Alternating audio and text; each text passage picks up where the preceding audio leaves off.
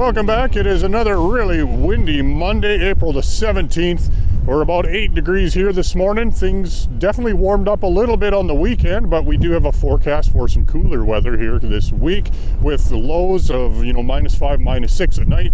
So I predict soil temperature probably won't rise a whole lot this week. Right now, we're a little bit cold still in this spot, exposed soil. We're at about 8 degrees here, which is not surprising considering how warm we were over the weekend. But definitely it'll probably come down tonight when it's supposed to get well below freezing. Similar to last week, there is a lot of kochia has emerged. You can see these little guys here are doing pretty good. They got their first true leaves out and they're going to start growing rapidly once we see what the weather does in the next week or so. Well, of course, the windiest day of the year so far, and we have to have a fire out here. I'm not sure how this one got started, but hopefully the fire department and neighboring farmers get her under control pretty quick. Here you can see where yesterday's fire was. It burnt through that stubble pretty quick. It burned across this entire quarter section in about 10 minutes flat with the 80 to 90k winds we had yesterday. And you can see that it burned fierce enough. It actually managed to take out some of these fence posts here before pretty much coming to a stop at this salty slough over here across the road.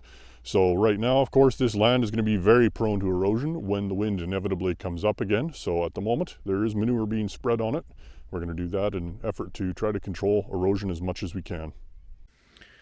Here's some growth chamber tests I've been working on for the last couple weeks. These are very saline soil, and there's oats seeded in here. We've got Control, Natures Aid Humic product. We've got Humaterra and Humaterra plus the Natures Aid Early Riser.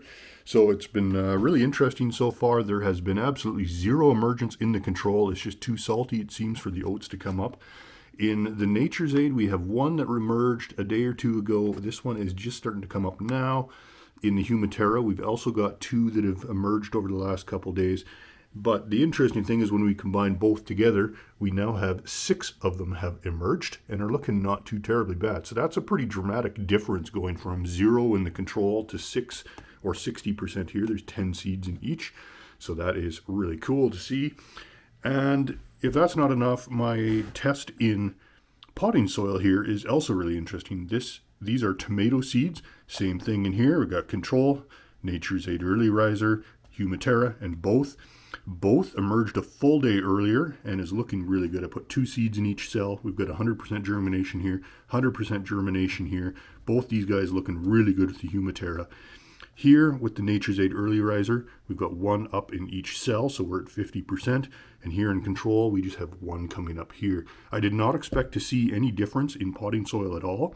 But really, when you think about it, most potting soil is pretty much sterilized when it comes to you. So maybe that increase in biological activity is really working out. Definitely something I'm going to continue doing in the future when I start plants. If you're wondering just how saline that soil is, here's the bucket. You can see how white it is here. I just dropped a sample off the laboratory here today, so by the end of the week when this video is made, I should have a CEC and a pH to tell you exactly what the condition of that soil. Well, the winter wheat fields are significantly looking better than they did at this time last week. They are really starting to green up and actively grow now as they break dormancy. But there is lots of patches like this one in this field here. This is a low spot where definitely there was a little bit of puddling during the winter. When you get frozen ground with puddles on top that refreeze, it's pretty much death to winter wheat. So we'll see if there is anything that does come back in here, but it doesn't look very likely at this time. Starting to see some flicksweed here and there. Right now it's still quite small, but this is one of the earliest winter annuals that we usually see here, and it can grow quite quickly. So these little guys here could well be doubled or tripled in size by next week. In this spot here, you can see we have a fair amount of downy brome starting up, and that is not uncommon to see this time of the year. Downy brome generally germinates in the fall and gets off to a pretty early start in the spring. So this field is going into wheat, so we need to take care of this stuff in burn off. Out in this canola stubble field by Picture Butte, there is some patches of cleavers here and there, so these guys can be pretty persistent. They germinate in the fall, they'll get going early in the spring here, and they can be notoriously difficult to control in certain crops because most of them are Group 2 resistant. Well, the weather has definitely taken a turn for the cooler, including some snow in a few places, so definitely not great weather at the moment this week, especially for spraying pre-burn. So the weather forecast for next week now is looking much nicer for pre-burn. And I'm not going to go too in-depth into any products here this week because there's literally hundreds of pre-burn products that are suitable just in front of, barley and wheat. But there is a couple products I do really recommend taking a look at for this season, and that would be Crimson as well as Interlock, both from Winfield United.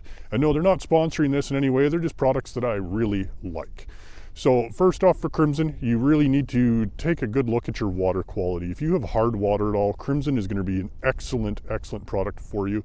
It is an AMS base, and that is going to help tie up some of those minerals and cations in the water that would normally be tying up your glyphosate. So it's going to make your glyphosate way more effective. But it's not just an AMS product, it does have a surfactant blend and a defoamer in there. So it's going to make mixing a whole lot more pleasant and increase the effectiveness of the overall mixture. The other one would be Interlock. So Interlock you've seen on this channel before. It is a surfactant drift aid reducer. So if your water quality is not an issue, Interlock would be a great product to add to your tank mix, especially if you're spraying right beside, somebody's winter wheat field that you don't want to accidentally drift into. That is a great option. So for more information on those, get a hold of us at AgroPlus and we'll help you figure it out. They are kind of adjustable rates depending on how hard your water is and so on and so forth, and how many gallons per acre you're putting down. So give us a call and we'll talk you through it. Definitely a little cooler today. It's the afternoon here now on Thursday, where temperatures are still about -3. It's still snowing, a little bit wet underneath, so definitely some good moisture anyways. I just wish it wasn't frozen, but what can you do? Here's how the trials are looking at the end of the week. You can see on control here, we now have, there's a whole total of 4 of 10 have come up. Nature's Aid, we've got 2 out, 2 breaking ground, 3 out, so that's 5 out of 10.